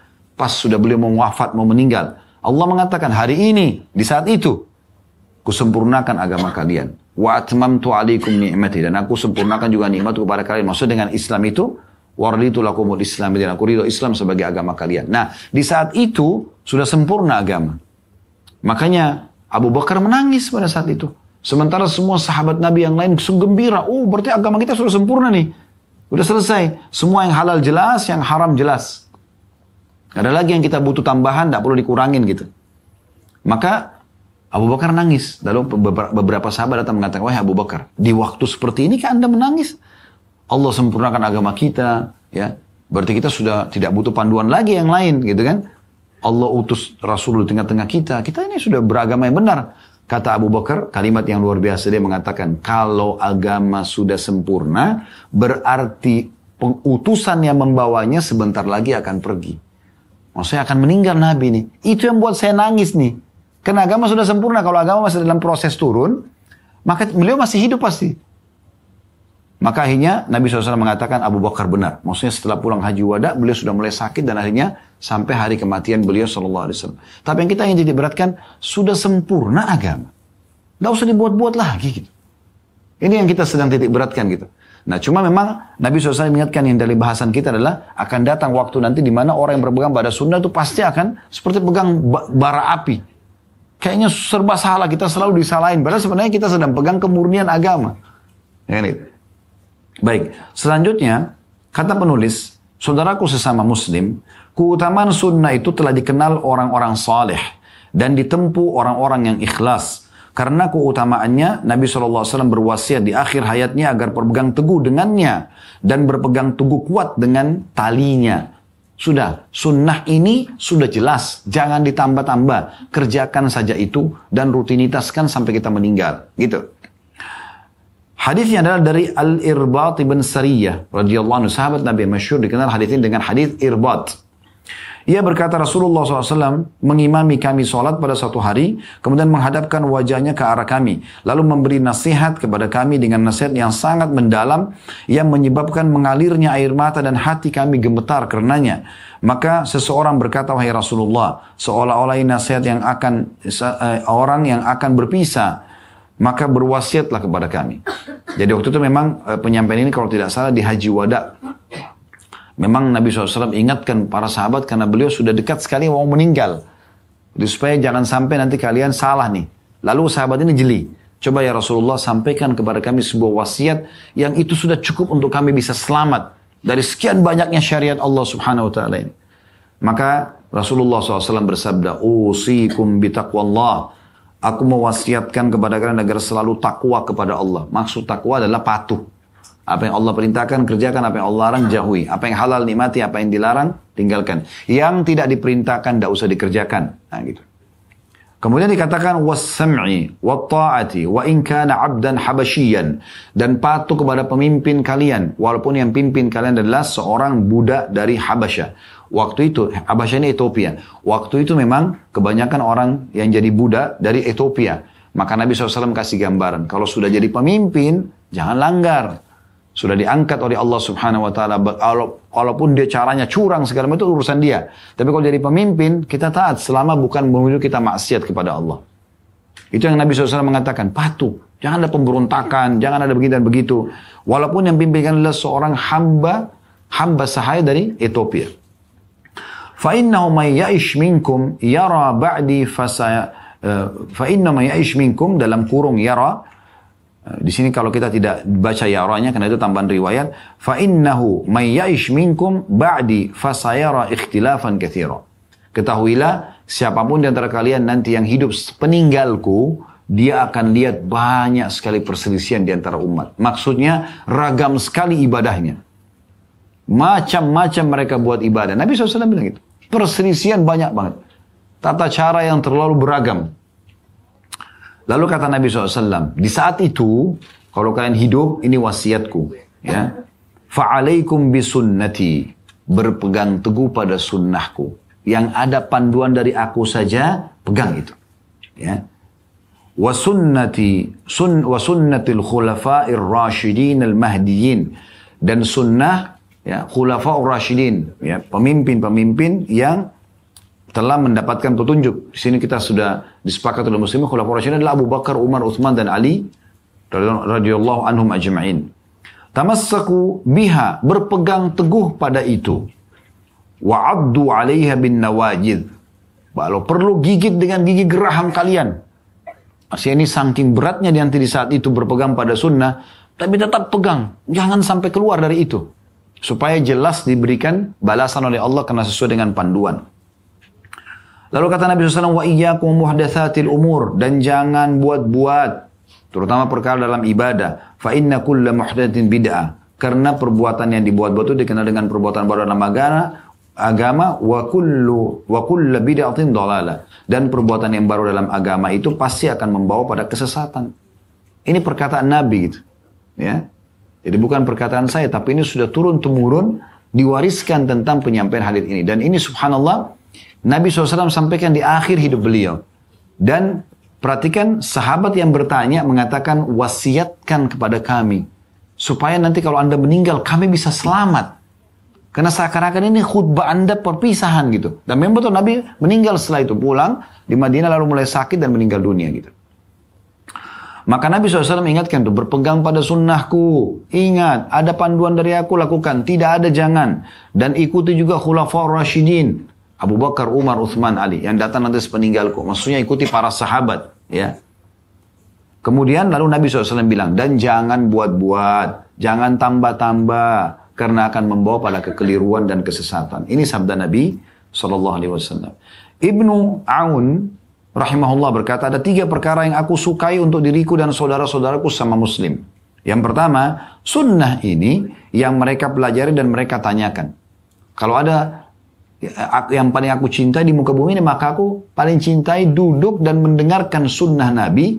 Lalu juga orang-orang pada ikut belajar dan bertanya apa yang belum mereka ketahui. Yang kedua, Al-Quran yang mereka fahami dan mereka tanyakan. Dan yang ketiga, mereka meninggalkan manusia kecuali dari kebaikan saja. Maksudnya orang-orang yang baik. Ya. Ini mirip dengan perkataan Abu Darda radhiyallahu anhu, kalau bukan karena 3 hal, aku tidak akan berharap hidup di dunia sesaat pun. Yaitu menahan dahaganya di saat haus di siang hari. Maksudnya dahaga di saat puasa di siang hari. Kalau bukan karena hausnya itu puasa, yang justru pahalanya memuncak nanti, aku tidak ingin hidup sesaat. Artinya aku akan nikmati puasa itu. Kemudian yang kedua, juga sujud di malam hari, sholat malam di saat orang tidur. Justru aku berharap itu yang selalu aku kerjakan. Dan juga duduk dengan kelompok orang, komunitas yang memilih kata-kata yang penuh dengan kebaikan. Sesuai dengan panduan Nabi SAW. Sebagaimana mereka memilih buah-buah yang bagus dari buah yang busuk. Ya. Jadi memang ini pilihan hidup yang harus kita tentukan, yaitu mengikuti Rasulullah SAW. Lalu kata beliau, saudaraku sama muslim, sunnah adalah bukti kebenaran, mutaba'ah atau ikut dan cintamu kepada Nabi SAW. Lalu apakah yang telah engkau lakukan di dalamnya? Kalau kita betul cinta kepada Nabi SAW, seperti sering orang mengatakan cinta Rasulullah, baik, jaga kemurnian ajarannya. Ya, jaga nama baiknya. Sampai Imam Malik rahimahullah mengatakan, orang yang menganggap masih bisa menambah lagi apa yang telah Nabi SAW sampaikan, dia anggap perlu ditambah, seakan-akan dia merasa dirinya lebih pintar daripada Nabi SAW. Gitu kan? Sampai di zaman Imam Malik rahimahullah, ada seorang muadzin, ini kejadian, seorang muadzin, dia kalau mau azan, dia selalu Gitu. Kalau setiap mau azan ya, gitu dia baru dia azan. Sekali dibiarkan, 2 kali dibiarkan. Tapi ternyata orang ini beberapa hari begitu terus. Seakan-akan kalau mau azan harus dia begitu dulu. Kata Imam Malik, turunkan orang ini. Jangan jadikan muazzin lagi. Takutnya nanti ini jadi sebuah hukum. Orang semua akan anggap, oh kalau sebelum azan dulu gitu. Nah, coba bayangkan bagaimana Imam Malik ini menjaga kemurnian itu. Jangan nih. Kalau orang sekali mungkin keselak, mungkin lah ya. Tapi kalau setiap mau azan begitu berarti ada masalah orang ini. Berarti dia ada niat untuk menjadikan itu sebagai bagian sebelum azan gini loh. Nah, kan jadi masalah. Langsung diberhentikan jadi muazzin, coba bayangin. Itu luar biasa gitu. Saking bagaimana mereka menjaga kemurnian itu. Baik, selanjutnya. Kata beliau, mengerjakan sunnah-sunnah adalah perhiasan amal saleh. Dan keindahannya yang menawan. Karena itu orang-orang yang memelihara sunnah-sunnah adalah orang-orang yang paling sempurna amalnya. Dan paling dekat dengan kebenaran atau kepada kebenaran. Kalau ikuti sunnah maka pasti benar. Karena ada panduannya kan gitu. Anda tidak dapati pengikut sunnah pun. Melainkan ia senantiasa berusaha menggapai derajat tertinggi dalam amal saleh. Karena dia tahu sunnahnya. Dia jaga yang terbaik. Dia selalu menjaga apa yang diperintahkan. Karena itu para sahabat ridwanullah alaihim adalah orang-orang yang paling sempurna jalannya dan paling benar dalam mengikuti Nabi SAW. Ibnu Mas'ud radhiyallahu anhu, sahabat Nabi namanya Abdullah bin Mas'ud, berkata, barang siapa yang ingin mencontoh maka contohilah orang yang sudah mati, karena orang yang masih hidup tidak aman dari fitnah. Mereka adalah sahabat Rasulullah SAW. Jadi Abdullah bin Mas'ud maksudnya kalau kalian mau selamat, contohi para sahabat Nabi yang sudah meninggal karena mereka ikuti Nabi dan mereka sudah bertahan terus di atas sunnah sampai meninggal. Mereka adalah sahabat Rasulullah SAW. Mereka adalah sebaik-baik umat ini. Yang paling baik hatinya, paling dalam ilmunya, paling sedikit memaksakan diri. Ya, maksudnya memaksakan diri dalam perbuatan yang dilarang gitu kan. Jadi tidak melakukan kemaksiatan. Allah Azza wa Jal telah memilih mereka untuk menyertai nabinya dan menegakkan agamanya. Karena itu, kenalilah keutamaan mereka, ikutilah athar mereka, maksudnya jejak mereka.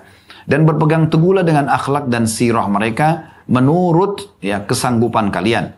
Karena mereka berada di atas jalan yang lurus. Jadi setelah Nabi SAW meninggal, ikuti dan contohi para sahabatnya. Jadi kita sekarang berada pada zaman yang banyak orang meninggalkan sunnah-sunnah. Baik karena kejahilan maupun karena berpaling. Sampai-sampai banyak di rambu-rambu sunnah banyak dari rambu-rambu sunnah yang dikikis atau terkikis. Dan agama bagi banyak orang menjadi perkara yang diwariskan secara turun-temurun. Dan mereka tidak beranjak darinya. Bentuk ketidaksukaan manusia dari sunnah-sunnah ialah menjauh dari mempelajarinya dan jauh dari bertanya mengenainya. Sementara orang yang mengetahui sesuatu darinya di antara mereka, engkau lihat ia tidak berkeinginan untuk mengamalkannya. Jadi maksudnya kalaupun ada orang sekarang di masa kita tahu tentang sunnah, dia tidak mau amalkan. Atau ada orang memang tidak mau belajar sama sekali karena menganggap tidak penting. Ya. Betapa mengherankannya orang yang menyembah Allah Ta'ala dengan tanpa ajaran dan petunjuk dari sunnah Nabi.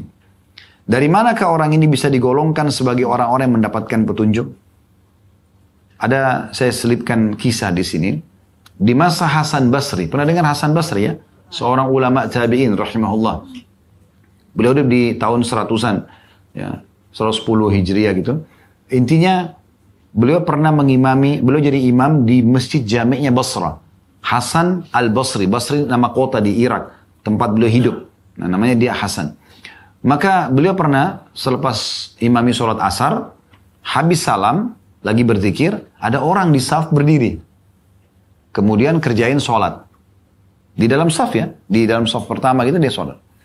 Imam Hasan Basri ini ingin menegur.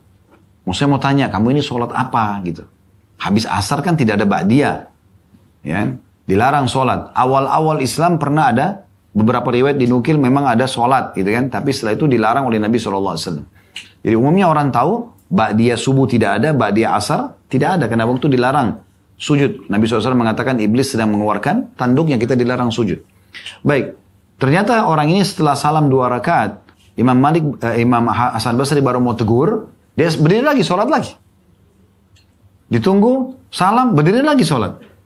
Sampai sudah 6 rakaat atau 8 rakaat. Masih mau berdiri sholat. Maka Imam Hasan Basri berdiri, begitu dia berdiri mau sholat, dipegang tangannya. Kata Hasan Basri, kamu ini sholat apa? Dia bilang, masa saya dihukum sama Allah gara-gara saya sholat?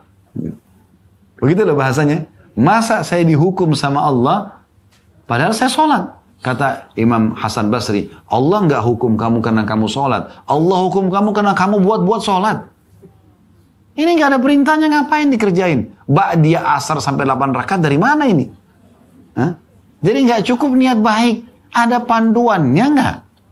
Nanti sia-sia percuma gitu. Coba, begitu jelinya mereka memahami tentang masalah penting menjaga kemurnian sunnah. Rasulullah SAW bersabda, selanjutnya penulis membahas lagi di halaman 15 ya. Rasulullah SAW bersabda, taraktu fikum amrayni lan tadillu ma tamassaktum bihima kitaballahi wa sunnata nabiyyih. Aku telah meninggalkan di tengah-tengah kalian 2 perkara. Kalian tidak akan tersesat selama berpegang teguh pada keduanya. Kitabullah dan sunnah Rasulnya. Selalu kepada kemurnian wahyu. Ibnu Battal rahimahullah berkata, tiada perlindungan bagi seseorang atau bagi seorang pun kecuali dalam kitabullah, sunnah Rasulullah, atau dalam ijma' kesepakatan ulama menurut pengertian salah satu dari keduanya. Maksudnya dari Al-Quran ataupun sunnah. Apakah engkau, wahai saudaraku, termasuk orang-orang yang suka mengerjakan sunnah-sunnah, ataukah termasuk orang-orang yang meremehkan dan dalam melakukan sunnah-sunnah? Tanda tanya. Tanyakanlah hal itu kepada dirimu sendiri dan simpanlah jawabannya, sebab engkau tidak akan melampaui salah satu dari 2 golongan tersebut. Perkara paling berbahaya berkenaan dengan berpaling dari sunnah-sunnah, bahwa jika manusia berpaling dari sunnah-sunnah, maka posisi sunnah-sunnah itu di tempat bid'ah-bid'ah, lawan sunnah ya. Dan perkara-perkara yang diada-adakan, kalau sunnah ditinggalkan maka dikerjakanlah yang bukan sunnah, kan gitu. Ini bisa dilihat dalam realitas banyak dari kaum muslimin. Ibnu Abbas radhiyallahu anhuma, sahabat Nabi berkata, tidak datang 1 tahun pun kepada manusia melainkan mereka mengadakan satu bid'ah di dalamnya. Maksudnya lawan sunnah. Dan mematikan sunnah. Karena kalau orang melakukan bid'ah lawan sunnah, maka sunnah akan dimatikan. Kan pilih salah satu. Ikuti sunnah berarti bukan bid'ah, lakukan bid'ah berarti tinggalkan sunnah gitu kan. Nah, sunnah yang dicontohkan Nabi, bidah yang tidak dicontohkan oleh Nabi, sederhananya begitu. Ini perkataan Ibnu Abbas radhiyallahu anhu, sahabat Nabi berkata sudah 1400 tahun sekian yang lalu ini, ya. Beliau mengatakan tidak datang 1 tahun pun kecuali manusia melainkan mereka mengadakan satu bidah di dalamnya dan mematikan sunnah hingga bidah-bidah itu hidup dan sunnah-sunnah bisa mati. Luqman bin Abi Idris Al-Khawlani berkata rahimahullah, tidaklah suatu umat mengadakan bid'ah dalam agamanya melainkan berakibat sunnah dicabut dari mereka. Kalau sudah mulai sibuk dengan yang tidak ada sunnahnya, maka pasti nanti sunnahnya akan diangkat dari mereka. Otomatis gitu. Sungguh sunnah-sunnah pada zaman ini telah menjadi sangat asing. Hingga banyak orang ketika melihat sunnah, mereka mengingkarinya. Akibatnya bagi mereka sunnah menjadi bid'ah, bid'ah menjadi sunnah. Terbolak-balik. Ya. Abdullah bin Mas'ud radhiyallahu anhu, sahabat Nabi lagi berkata, Abdullah bin Mas'ud radhiyallahu anhu benar ketika menyipati keadaan mereka pada saat ia mengatakan, bagaimana dengan kalian ketika kalian diliputi fitnah yang ketika orang dewasa menjadi tua renta dan anak-anak tumbuh dewasa, maka orang-orang berjalan di atasnya, di atas sunnah karena menganggap orang-orang berjalan di atas pelanggaran karena menganggapnya sunnah, jika dirubah dan selainnya ya, diamalkan maka dikatakan itu adalah kemungkaran. Maksudnya Abdullah bin Mas'ud bilang nanti ini akan ada waktu di mana umat Islam mengalami satu hal pergeseran, di mana mereka justru sibuk mengerjakan yang tidak ada sunnahnya, dan kalau orang kerjakan sunnah justru dianggap ini adalah kemungkaran. Ya. Selanjutnya, nanti lebih dalam bisa difahami ya. Ini kalau belum terlalu jelas, nanti akan lebih jelas di paragraf setelahnya. Saudaraku sesama muslim, jika engkau ingin mengilustrasikan dengan sebenarnya tentang keasingan sunnah di masa zaman ini, mari kita bersama-sama merenungi kata-kata di bawah ini. Mungkin teman-teman bilang, Ustaz bilang di zaman kita sunnah banyak ditinggalkan. Kan kita banyak kerjain sunnah. Baik. Ini kita nukil perkataan sahabat ya. Perhatikan di sini, Abu Darda radhiyallahu anhu. Abu Darda meninggal tahun 32 Hijriah. Kita sekarang di tahun 1444 Hijriah, ya. 1400 tahun sekian yang lalu ini. Apa kata beliau? Setelah Nabi SAW meninggal, beliau bertemu dengan beberapa generasi tabi'in yang hidup di masa beliau. Ya. Tapi orang-orang ini tidak ikutin sunnah. Mengaku muslim. Apa kata beliau? Seandainya Rasulullah SAW keluar hidup lagi sekarang kepada mereka, niscaya beliau tidak mengenali sedikit pun dari apa yang telah beliau dan para sahabatnya lakukan kecuali sholat. Ini di masanya Abu Darda. Jadi di masa itu banyak orang buat-buat agama gitu. Kata Abu Darda, ini kalau Nabi hidup sekarang, Nabi nggak kenal kalian buat ini semua kecuali sholat kalian saja. Yang lain ini semua Nabi nggak pernah suruh. Kenapa dibuat gitu? Itu perkataan Abu Darda 1400 tahun. Bagaimana kalau Abu Darda hidup di masa kita sekarang? Allahu a'lam. Ya. Kemudian dari Anas bin Malik radhiyallahu anhu beliau berkata, aku tidak mengenali dari kalian apa yang dulu aku lakukan pada masa Rasulullah SAW kecuali ucapan la ilaha illallah. Jadi di masa Anas bin Malik setelah Nabi SAW meninggal, beliau bertemu dengan sebagian orang yang sholat habis asar. Kayak mirip tadi kasusnya Hasan Basri ya, tapi ini kasus berbeda. Lalu beliau bilang waktu ketemu sama mereka, aku tidak temukan apa yang kalian lakukan ini yang pernah aku lakukan dulu sama Nabi di masa Nabi hidup. Lalu kecuali la ilaha illallah saja. Yang lain ini banyak kalian kerjakan tidak pernah saya lihat di masa Nabi. Lalu kata mereka, tidak wahai Abdullah bin Mas'ud. Mereka memungkir itu. Tidak wahai ayahnya Hamzah. Karena Abdullah bin Mas'ud punya anak laki-laki namanya Hamzah. Dipanggil ayahnya Hamzah. Bin Mas'ud mengatakan kalian mengerjakan sholat hingga matahari terbenam. Habis asar, sholat sampai terbenam matahari. Apakah itu sholat Rasulullah? Itu. Jadi Rasulullah tidak pernah kerjain. Walaupun niatnya sholat. Ya.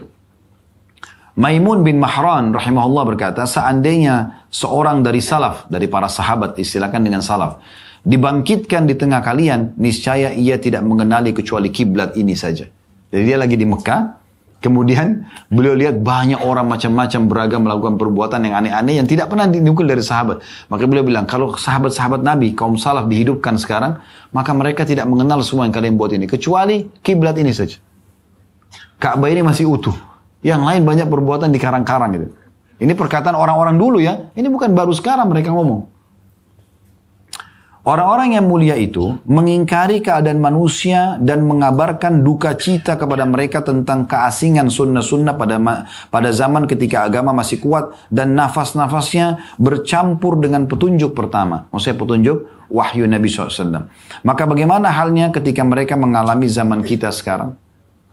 Pertimbangkanlah hal itu. Hingga engkau mengetahui apa yang dilakukan manusia pada zaman ini berupa jauh dari sunnah. Sampai-sampai orang yang berpegang teguh dengan sunnah-sunnah itu menjadi asing dan terbuang dari komunitas mereka. Ini sejalan dengan apa yang disampaikan Rasulullah SAW. Nah, baru dari sini penulis menukil hadis tadi yang kita bahas di buku kita ya. Ya'ti 'alan nasi zamanun as-sabiru fihim 'ala dini kal qabidi 'alal jamr. Akan datang masa pada manusia atau akan datang pada manusia suatu zaman yang ketika itu orang-orang yang bersabar di antara mereka atas perkara agamanya seperti orang yang menggenggam bara api. Juga riwayat lain, ya'ti 'alan nasi zamanun al-mutamassiku fi bi sunnati 'inda ikhtilafi ummati kal qabidi 'alal jamr. Akan datang pada manusia nanti suatu zaman yang ketika itu orang-orang yang berpegang teguh dengan sunnahku. Ketika umatku berselisih, banyak sekali mereka ngarang-ngarang ibadah, seperti orang yang menggenggam bara api. Saya dimusuhi. Tapi Nabi sudah bilang, berpegang teguh pada sunnah. Berpegang teguh pada sunnah. Ya, itu akan ada keselamatan. Sungguh, Nabi SAW memisalkan gangguan yang ditemui orang-orang yang berpegang teguh dengan sunnah seperti orang yang menggenggam bara api.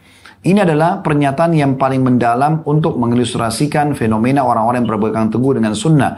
Ini berisikan hiburan bagi mereka dan perintah supaya berpegang teguh pada sunnah hingga tekad mereka tidak menjadi kendor karena gangguan yang mereka dapati dalam perkara ini. Ini adalah isyarat yang mencengangkan dari Nabi SAW dan ini termasuk jawami'il kalim atau terjemahnya kata-kata yang ringkas tapi padat maknanya. Ini dari beliau. Salah satu mukjizat Nabi Muhammad SAW adalah jawami'il kalim namanya ya. Nabi SAW sampaikan kata-kata ringkas tapi padat sekali isinya.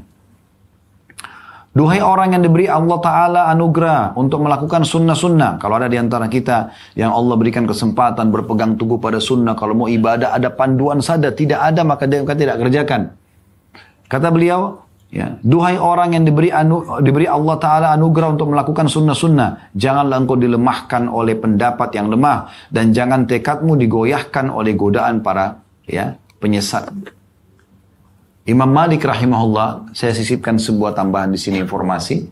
Beliau pernah berkata di depan murid-muridnya, semua perkataan dan perbuatan bisa diterima dan ditolak. Lalu beliau isyaratkan jari telunjuknya ke kuburan Nabi, kecuali pemilik kuburan ini.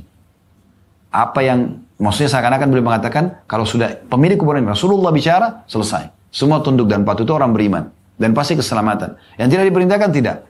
Maka beliau ingatkan dengan itu. Wahai orang yang berkeinginan untuk melakukan sunnah-sunnah, janganlah kebohongan orang-orang yang sesat dapat menghalangimu darinya. Nggak usah kerjakan, itu kan sunnah, dan seterusnya. Sebab jika engkau telah diberi taufik kepadanya, maka kalau kita diberikan taufik oleh Allah SWT untuk berpegang teguh pada sunnah, maka sungguh engkau telah berpegang teguh dengan dasar yang sangat besar. Dan engkau telah berlindung dengan benteng yang sangat kokoh. Sufyan ats-Tsauri rahimahullah, seorang ulama tabi'in yang tinggal di Mekah di masa itu ya. Ini muridnya Abdullah bin Umar, Abdullah bin Abbas, sahabat seorang tabi'in yang sangat luas ilmunya, terkenal dengan kesolehan. Dan julukan beliau Sajjad, orang yang suka sekali sujud gitu kan. Beliau berkata, tempuhlah jalan kebenaran dan jangan merasa kesepian karena sedikitnya orang yang menempuh jalan itu. Yang penting benar, ada panduannya, berpegang teguh pada itu. Hisablah dirimu ya, dan biasakanlah untuk melakukan sunnah-sunnah. Janganlah bersikap seperti bunglon atau tidak punya pendirian dengan mengatakan, aku mengikuti banyak orang. Jangan hiraukan pendapat orang karena mencari keridhaan makhluk adalah tujuan yang tidak tercapai. Karena itu jadikanlah keinginan itu satu dan berlaku jujur dan bersama Allah, maka dia akan menyampaikanmu kepada harapanmu dan menghinakan musuhmu. Ya. Ini kurang lebih gambarannya, dan tentu setelahnya ini cukup banyak penyampaian contoh-contoh yang saya bilang tadi. Kita baca sampai halaman 21 ya. Karena melihat waktu saya tidak bisa baca semuanya. Kita coba pindah sekarang ke ini kurang lebih kita baca sampai halaman 21 dari penulis pertama ya. Tadi sudah kita bacakan namanya, yaitu ya Azhari Ahmad Mahmud ya. Hafizahullah. Kemudian kita akan baca sekarang tulisan Syekh Muhammad bin Utsaimin. Ya, coba kita lihat di halaman 40-nya. Ini diterjemahkan dari sebagian kitab yang judulnya Al-Ibda'u fi Bayan Kamalish Syar'i wa Khatari Ibtida'. Apabila ada yang bertanya, bagaimana jawaban Anda mengenai sabda Nabi SAW, man sanna fil islami sunnatan hasanatan falahu ajruha wa ajru man amila biha ila ba'dahu min ghairi an yanqusa min ujurihim syai'. Terjemahannya sabda Nabi SAW ini, barang siapa yang berbuat suatu sunnah di dalam Islam dengan sunnah yang baik, maka baginya pahala perbuatannya dan pahala orang yang mengamalkannya tanpa mengurangi pahala mereka sedikit pun. Bukankah sanna di sini bermakna syara'a atau mensyariatkan? Maka Syekh Utsaimin menjawab, orang yang mengatakan bahwa man sanna fil islami sunnatan hasana, barang siapa yang berbuat satu sunnah dalam Islam dengan sunnah yang baik, adalah orang yang juga mengatakan kullu bid'atin dhalalah, semua bid'ah itu akan membawa pada kesesatan dan kesalahan. Yang mengatakan semua itu adalah Nabi SAW. Tidak mungkin beliau as-sadiqul masduq, orang yang benar dan dibenarkan atau orang yang paling jujur ya. Lalu mengatakan sesuatu yang mendustakan perkataan beliau ya, yang lainnya. Perkataan-perkataan Rasulullah SAW selamanya tidak akan saling bertentangan satu sama lain. Tidak mungkin pula makna perkataan beliau dikembalikan kepada salah satu dari makna-maknanya, sementara di antara makna-makna itu terdapat makna-makna yang saling bertentangan. Barang siapa menyangka bahwa ada firman Allah Ta'ala atau sabda-sabda Nabi SAW yang saling bertentangan satu sama yang lain, maka hendaklah ia kembali merenungkan firman atau sabda Nabi SAW tersebut. Mengapa? Tanda tanya. Karena tanda kutip pertentangan itu mungkin timbul dari keterbatasan pemahaman dirinya atau timbul dari kelalaiannya yang tidak jeli dalam memahaminya. Dalam firman-firman Allah Ta'ala atau dalam sabda-sabda Nabi SAW tidak akan didapati pertentangan satu sama lain selama-lamanya. Apabila hal di atas telah jelas, maka pertentangan tanda kutip ini antara sabda Nabi SAW, kullu bid'atin dhalalah, ya semua bid'ah itu akan membawa pada kesesatan atau kekeliruan, dengan sabda Nabi SAW, man sanna fil islami sunnatan hasanah, siapa yang melakukan sunnah yang baik dalam Islam, dapat dijelaskan sebagai berikut, bahwa Nabi SAW bersabda, man sanna fil islami sunnatan hasanah, barang siapa yang berbuat suatu sunnah dalam Islam dengan sunnah yang baik, ya, sedangkan bid'ah itu bukanlah dari Islam, dan beliau bersabda hasanah yang baik, sedangkan bid'ah itu bukan sesuatu yang baik, maka sekarang dapat diketahui perbedaan antara as-sanna, berbuat sunnah, dan at-tabdi' atau berbuat bid'ah. Gitu. Jawaban lain boleh juga dijawab bahwa makna man sanna adalah barang siapa yang menghidupkan satu sunnah yang dahulu pernah ada dan diamalkan, lalu ditinggalkan oleh manusia, kemudian ia menghidupkan kembali sunnah tersebut. Maka pengertian berbuat sunnah di sini merupakan perbuatan yang dinisbatkan kepada sunnah. Sebagaimana mereka yang bodoh terhadap sunnah menisbatkan orang yang menghidupkan sunnah yang telah lama ditinggalkan kepada bid'ah. Nah, ini penjelasan beliau ya. Kita lanjutkan sedikit lagi. Ada jawaban yang ketiga yang menunjukkan penyebab mengapa Rasulullah SAW bersabda dengan sabdanya man sanna fil islami sunnatan hasanah, siapa yang berbuat sunnah baik dalam Islam. Penyebabnya adalah kisah berikut ini. Ada sekelompok delegasi yang datang kepada Nabi SAW dalam keadaan yang sangat menderita. Lalu Nabi SAW menyeru para sahabat untuk menyantuni mereka. Lalu datanglah seorang sahabat Ansar, di tangannya sebuah bungkusan berisi uang perak yang hampir memberati tangannya. Lalu ia meletakkan bungkusan itu di hadapan Nabi SAW. Maka terlihatlah wajah Nabi SAW bersinar-sinar karena gembira dan bahagia. Lalu beliau SAW bersabda, man sanna fil islami sunnatan hasanatan falahu ajruha wa ajru man amila biha ila ba'dahu min ghairi an yanqusa min ujurihim syai'. Barang siapa yang berbuat suatu sunnah dalam Islam dengan sunnah yang baik, maka baginya pahala perbuatan dan pahala orang yang mengamalkannya tanpa mengurangi pahala mereka sedikit pun. Maka makna sanna di sini adalah melangsungkan atau tanfidhan, bukan bermakna membuat syariat atau tasyri'an. Maka makna sanna dalam sabda Nabi SAW, man sanna fi islami sunnatan hasanah, adalah perbuatan yang melangsungkan satu sunnah, bukan mensyariatkan sesuatu yang perbuatan, karena mensyariatkan sesuatu adalah hak Allah dan Rasulnya, dan siapapun dilarang melakukan berdasarkan sabda Nabi SAW, kullu bid'atin dhalalah, semua yang dikarang-karang atau dibuat-buat adalah pasti membawa pada kekeliruan. Ya. Baik, panjang lebar tadi saya bacakan ini, saya simpulkan apa yang dimaksudkan oleh, apa yang diinginkan oleh penulis. Ada sebagian orang berdalih mengatakan, kan ada hadis Nabi, man sanna fil islami sunnatan hasanah, siapa yang buat dalam Islam sunnah yang baik. Berarti kan boleh kita buat sesuatu yang baik atau tasyri', kita kayak nambah syariat gitu. Yang penting baik. Nah, itu maksudnya. Maka di sini Syekh Utsaimin membantah itu. Mengatakan bukan. Yang dimaksud adalah sunnah yang Nabi pernah contohkan. Karena hadis ini, siapa yang berbuat sunnah baik dalam Islam, maka dia akan mendapatkan pahala orang yang mengikutinya. Kita perlu tahu sebab disebutkan hadis ini, atau kalau dalam hadis itu namanya sababul wurud, ya. Kalau Al-Quran kan ada sababun nuzul, ya Bapak Ibu. Sebab turun ayat. Tidak semua ayat ada sababun nuzul, tapi kalau ada kita perlu baca sebab turunnya supaya kita paham, oh ayat ini maksudnya ini gitu. Nah, sama juga dengan hadis. Tidak semua hadis ada sababul wurud, sebab disebutkan. Tapi ada hadis yang punya sababul wurud. Kalau ada kita harus tahu. Nah, sebab keluarnya hadis, siapa yang berbuat sunnah-sunnah yang baik dalam Islam, dia akan dapat pahala orang yang mengikutinya. Itu adalah waktu Nabi SAW sedang ada di atas mimbar, kemudian beliau melihat dari kejauhan, ada orang-orang dari satu suku Arab datang, mereka miskin sekali. Ya, saking miskinnya sampai wajah mereka itu sudah hitam kemerah-merahan. Baju yang ada di badan mereka itu cuma satu lembar kain yang kalau ditiup oleh angin bisa tersingkap auratnya. Saking susahnya. Maka Nabi SAW lalu memotivasi para sahabat. Bersedekahlah, bantulah, ginilah dan segala macam. Setelah Nabi SAW motivasi tentang sedekah. Sedekah dasarnya sunnah Nabi kan.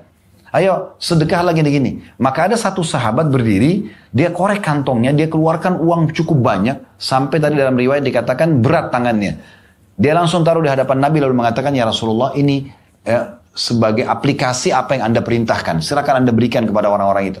Waktu lihat orang itu buat, orang-orang semua di masjid pada ngeroyok, ikut juga nyumbang. Maka apa kata Nabi SAW kepada orang yang memulai sedekah? Siapa yang memberikan contoh sunnah yang baik, dia akan dapat pahalanya. Jadi memang dasarnya, sahabat yang kerjakan tadi ini sudah ada sunnahnya.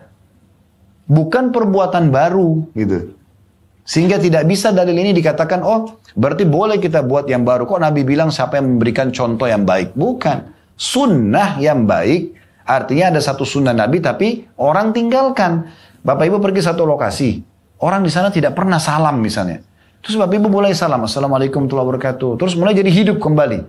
Disitulah kita hidupkan sunnah yang baik sehingga kita dapat pahalanya. Tapi dasarnya ada perintahnya. Nah itu yang dimaksudkan.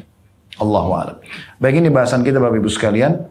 Semua bermanfaat. Subhanakallahumma bihamdika. Asyhadu an la ilaha illa anta astaghfiruka wa atubu ilaik. Wassalamualaikum warahmatullahi wabarakatuh.